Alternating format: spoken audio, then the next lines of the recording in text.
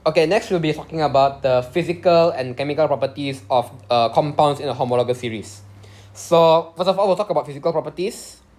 Alkane, alkene, and alkyne are all similar when it comes to physical properties, but the chemical properties are different. However, the physical properties of alkene, alkane, and alkyne are different from alcohol and carboxylic acid for reasons that I'll mention later. So first of all, alkane, alkene, and alkyne are soluble in inorganic solvent and insoluble in water. Organic solvent is basically a type of liquid that is meant for organic compounds. Electrical conductivity. They cannot conduct electricity in all states. That means they are insulators. They cannot conduct electricity. Number 3, melting and boiling point. Low melting and boiling points that increase as the molecule size increases. And density, they are less dense than water. Okay, so what this means is, if you put this in water, they will not dissolve. This one, they will not conduct electricity. This one is the bigger the carbon, the more the number of carbons in the compound, the higher the boiling point, and this will float, and these types of organic compounds will float on water. So teacher likes mentioning about this part.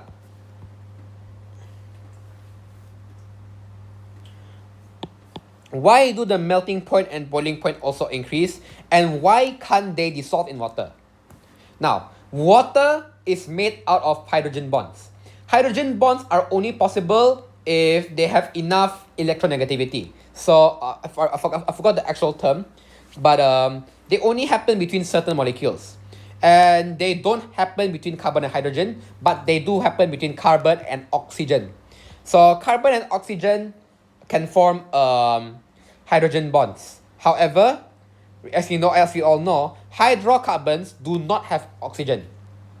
So even though water have hydrogen bonds, the hydrocarbons cannot form hydrogen bonds with them. And for them to be dissolved in water, they must form bonds with the water. So they must form hydrogen bonds, but since they don't have anything that can become hydrogen bond, they don't form hydrogen bonds, so they just stay there and do nothing. They don't dissolve in water. Well, so what do they have between their molecules? Okay, there are two things called intermolecular forces and intramolecular forces. So intra is within the molecule itself. So all carbon compounds are what we call covalent compounds. That means they are not ionic lah. So covalent compounds are hard to break. That's why it's very hard to break chains. You need to have a high temperature to break long carbon chains. However, they also have intermolecular compounds. So let's say I have CH and CH. Okay. The bond between these two are called intermolecular, and the bond between carbon and hydrogen are intramolecular. So intramolecular forces are covalent compounds, which you don't have to care about for now. But the intermolecular forces that these three make, alkanes, alkenes, and alkynes, they make something called van der Waals forces. Van der Waals or van der Waals. I just call it van der Waals. So van der Waals is a force that is weaker than hydrogen bond. It is considered a weak bond. However, what you can say is the number of van der Waals forces depends on the number of carbon atoms in the carbon compound. For example, if I have alkane if I have propane and ethane, right? If I have propane and ethane, then maybe this will connect and this will connect and this will connect. So they will have a few van der Waals forces. But if I have propane and pentane, then there will be more opportunities for these to form van der Waals forces. So there are more van der Waals forces to be broken. And to break van der Waals forces, you need energy. To break van der Waals forces, you need energy. So what can energy be in what can energy be in the form of? Heat. So that's why you need more heat to break the van der Waals forces. So the more van der Waals forces there are, the more heat you need. Therefore, the boiling point and the melting point become higher for every single increasing carbon molecule, carbon compound, carbon atom. But, if I have butane and one methyl propane together, if I have butane and one methyl propane together, so let me just draw it again. So I have butane and one methyl propane. Oh, remember, I forgot to mention, if you want to connect your line, it must always connect to the thing that is not hydrogen. I mentioned last time it was oxygen. This time it's carbon. Okay, these two are both the same general formula. They both have the same number of carbon atoms, but butane molecules have higher boiling point. Why? Because I already drew it out. If I have multiple butane molecules together, they will collide in the shape of this. So the molecules can form forces this way. So they have a lot of van der Waals forces. However, if I have multiple one methyl propane like this, if I form bonds like this, do you realize that the distance between the carbon here and the carbon in the carbon chain is further? So that means the van der Waals forces between this carbon and this carbon is weaker than these two carbons because the distance is further. The further the distance, the weaker the bond. So that's why it is easier to break carbon compounds with chains than it is to break absolute carbon compounds. So two methyl propane has a lower boiling point than butane. Okay, let me just go back to the book.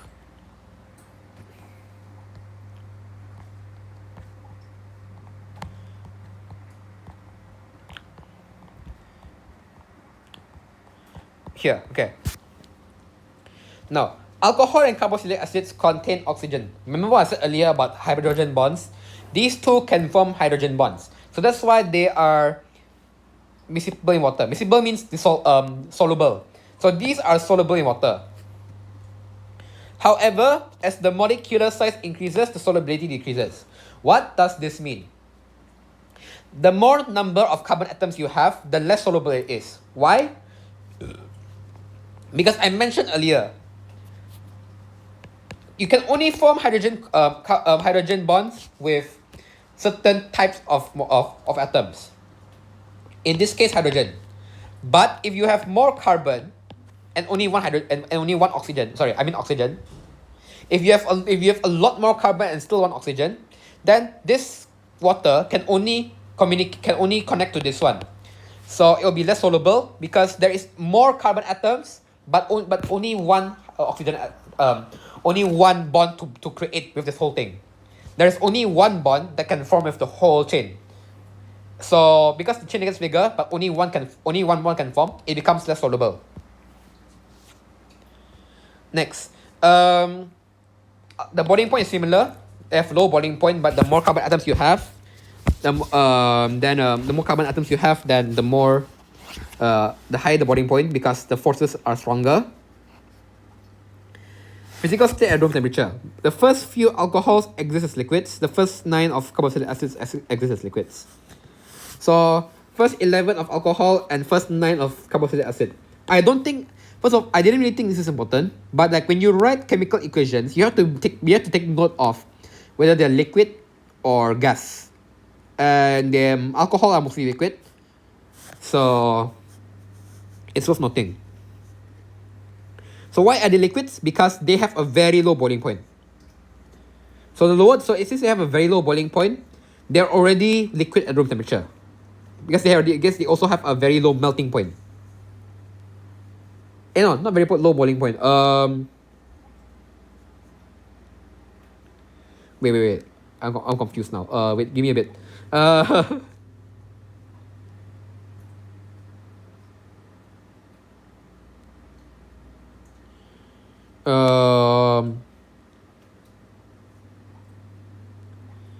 I think what it means is everything else other than after the first 11 members are solids, sorry. So it's still correct lah. These are liquids because they have low boiling point. But and they also no, they have low melting point. But if I were to get higher down, it will become gases. Not gases, it will become solid. But don't worry, you don't have to mention much. You just have to know that every alcohol that we will write about will be liquid. And same with carboxylic acid. Now is the chemical properties. They didn't mention alkyne in SPM, but they did mention alkyne in UEC. If I have time, I'll talk about it. But honestly, I don't like UEC, so I might not talk about it. Alkanes are quite inactive, but they do undergo some reactions, mainly combustion and substitution. Now, combustion and substitution occur in every single hydrocarbon, alkane, alkene, alkyne. They all undergo combustion and substitution. If I remember correctly, alcohol also does the same thing. But yeah, there are two types of combustion. One is complete combustion. One is incomplete combustion. Incomplete combustion, if it is complete combustion, it will form carbon dioxide and water. If it's incomplete, it will form either carbon monoxide or carbon only and water. So how do you balance the equation? Let's say I have C2H6. Then I want to add oxygen gas. So how do I know? How do I know that it is going to be cut? How do I know how much oxygen I need? So number one, there are 2 carbon atoms. So I can say that there are also 2 carbon dioxide molecules. So the carbon number depends on what you have as your first thing. Number 2, how much water do you think you will get? How many water molecules? So there are 6 hydrogen, and each water has 2. So 6 divided by 2 is 3. So 3H2O. And then lastly, how much oxygen gas do I need? Let's see. There are 4 oxygen here and 3 oxygen here. So you need a total of 7 oxygen. But this is in oxygen gas. And oxygen gas is in O2. So you need 7 divided by 2, which is 3.5 or 7/2 oxygen gas. You can write fractions. The reason why I have to divide by 2 is because each oxygen gas has 2 oxygen. So I want 7 oxygen in total, so I need 3.5 oxygen gas. So you can do this for everything, but be careful with alcohol because alcohol also undergoes combustion. If they talk about alcohol, it is CnH2n plus 1 OH. There is an extra hydrogen here, and there's also an extra water here. So you have to include your oxygen in your calculation. Like you need to take note of this when you're trying to find this. You have to minus, if I remember correctly. But yeah, if they say incomplete, then you have 2 possibilities, either carbon monoxide or carbon.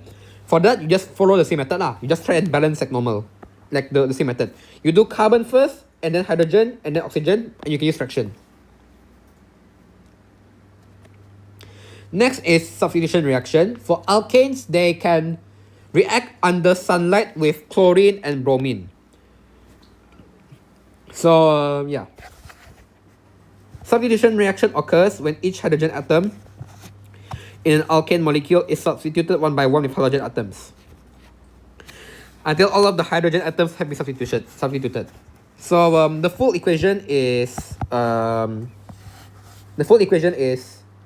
CH4 plus 4Cl2 becomes sunlight. I write sunlight. You can also write UV. It will become CCl4 plus 4HCl. So that is the full process. But remember, this process actually occurs one by one. So what happens is when alkane or we normally just talk about methanes in general. If a methane comes in contact with sunlight and also chlorine gas, what it does is one of the chlorine will try and switch positions with the hydrogen. So the Cl goes to the methane, while the while the H goes to the other chlorine atom. So it will become a HCl, or hydrogen chloride, or hydrochloric acid. So you have to mention that. So you have to mention the here. You have to mention that there is chlorine in there. So if it's 1 chlorine, then it's chloromethane. If it's 2 chlorine, then it's dichloromethane. If it's 3 chlorine, then it's trichloromethane. If it's 4, then it's tetrachloromethane. Here. Next is alkene. Alkene, first of all, they also undergo a combustion. I won't mention more about that because I already talked about it. Next is addition reaction. Addition reaction is basically breaking this bond and turning it into 2 single bonds. So normally this means you're either turning the alkene into an alkane, or you're turning the alkene into something like this. I forgot what they're called. I think they're called haloalkanes. But basically, you turn them into single bonds, but instead of a hydrogen on the spot, it is either a halogen or water. If it's water, there's alcohol. Or not water, hydroxyl. So it can either be H or Cl or O or OH. So okay. First of all is hydrogen. So we call it hydrogenation. So hydrogenation is basically you break the bonds and add hydrogen to them. So the catalyst you need is either nickel or platinum and temperature of 180 degrees Celsius. So for example, C2H4 plus H2 with the presence of nickel and 180 degrees Celsius heat will form ethane. So what happens is the high temperature causes this bond to break. So now carbon is connected to 1, 2, 3. So it has one more space. So what happens is each of this hydrogen will take the space. Next is halogenation. So instead of hydrogen gas, you have chlorine water or bromine water. And so when you react this with chlorine water and bromine water, you will get 1,2-dibromomethane. Remember, as I said earlier, if it's something that's not hydrogen, either metal group, either alkyl group, or functional group, or halogens, you have to write the position unless it's not necessary. Like the chloromethane is not necessary because it's only 1 carbon. But here, you have to mention that the bromine is at both 1,2-dibromomethane. It cannot be like this. Yeah, it cannot be like Br. The reason why it cannot be like this is because there's already one spot that is taken by hydrogen. So bromine can only take another spot. So you have to mention that it is 1,2-dibromoethane because you want to show that the bromine atom is at C1 and C2. Next is addition of hydrogen halide. So basically you add either HCl or HBr, and then one H will take one bond, one Br will take the other bond. Okay, and then hydration. So alkenes react with water in the form of steam. So it has to be high temperature, and the conditions are 300 degrees Celsius, 60 atmospheric pressure, which is quite high, and phosphoric acid as your catalyst. So what it does is it will split into H and OH. OH takes one spot, H takes another spot. You got ethanol. You got alcohol. So it's in this case it's ethanol. Okay, so I'm gonna look at my notes because there is one extra thing that you have to kind of know. It's not in SPM, but it's mentioned in UEC. So basically, its name is Marconikov Rule. And the rule states that in carbon compounds that are more than 3, for example, here, H, if I were to react this, this or this, where you have a hydrogen and something that's not hydrogen, the hydrogen, if you want to react with an alkene, for example, if I were to break the bond, right, because normally it will be like this, they will give you this. Let me just. like this, right? Let's say they want this, and then these are all hydrogen. And then you have H and Cl.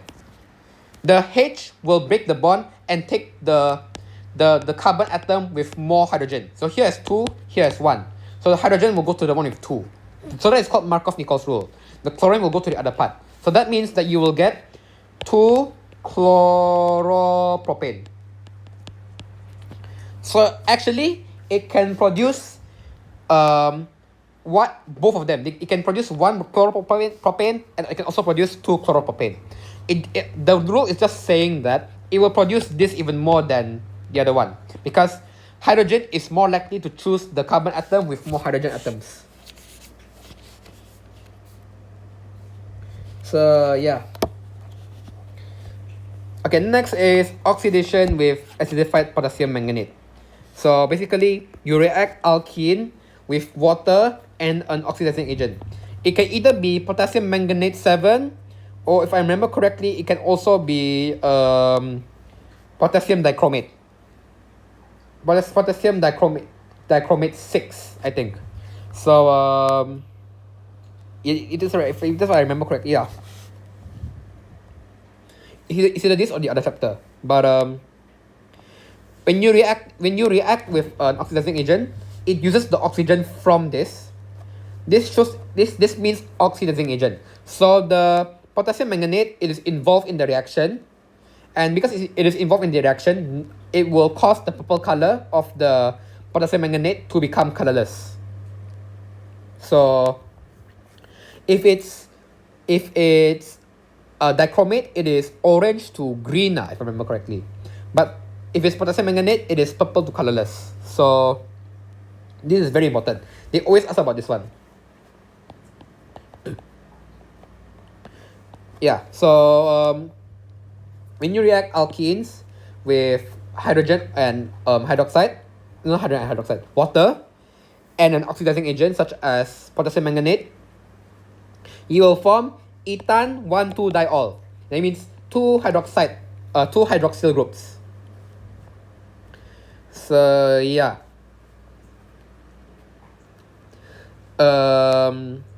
Basically what happens is, this one oxygen goes here and becomes OH and OH. Then they break the bond, OH and OH. Okay, lastly is addition polymerization, which is basically small alkene molecules, like multiple alkenes, they get heated up together, and when they heat up together, they break the bond to connect with each other. So that will become polymers. So we have ethene, and then we have multiple ethene combined together, and then each of the ethene will break the bonds and connect with each other to form a very long chain called polyethene.